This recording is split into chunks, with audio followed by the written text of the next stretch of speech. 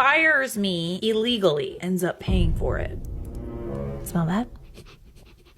I smell Betty Revenge. Hi everyone. Here's how my ex-boss and his brilliant management team tried to exploit me and ended up handing me the perfect revenge on a silver platter. Petty? Quite a lot. In my country, this is rarely done. A few years ago, I, female 35, worked as an SEO copywriter and SSM for a well-known Italian company. I spoke and reported directly to Big Boss, General Manager, and Mini Boss. When they hired me, they forced me to open a VAT number and work as a freelancer. In reality, I worked exclusively for them. 8 hours a day, 5 days a week, just like a full-time employee. This is not exactly fair. I told them, they said, not to worry, you'll find more connections through us. Never happened. For those that don't know, VAT is like European tax.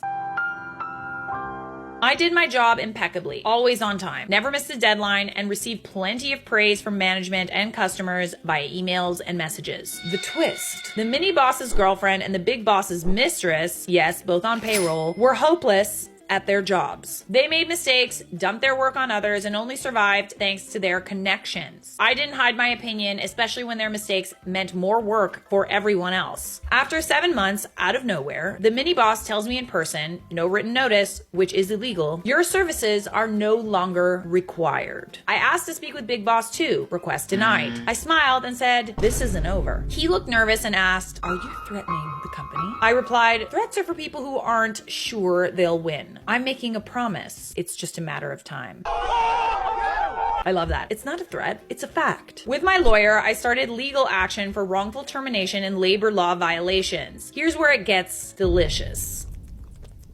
The big boss, in his infinite wisdom, replied to my lawyer's official communication with a long, angry email full of insults and personal attacks. Ooh, in writing? Ooh, no. Not a great plan. Thank you for the extra evidence, I guess. That's stupid. You stupid. After a year, because Italian bureaucracy is slow as hell, they do love the dolce far niente in Italy. The art of doing nothing. Per cortesia, me lo ripeti ancora. Dolce far niente. Un'altra volta, ma adesso vorrei proprio sentire la musica delle parole. Dolce far niente. I delivered a 200-page dossier of evidence. Chats, emails, communications, invoices, photos, everything. Less than a week after my lawyer filed it, in the middle of Christmas holidays, their own lawyer contacted me, practically begging me to name a settlement amount so they could avoid going to trial. With my lawyer, I asked for a 5-figure sum. They accepted without a single complaint.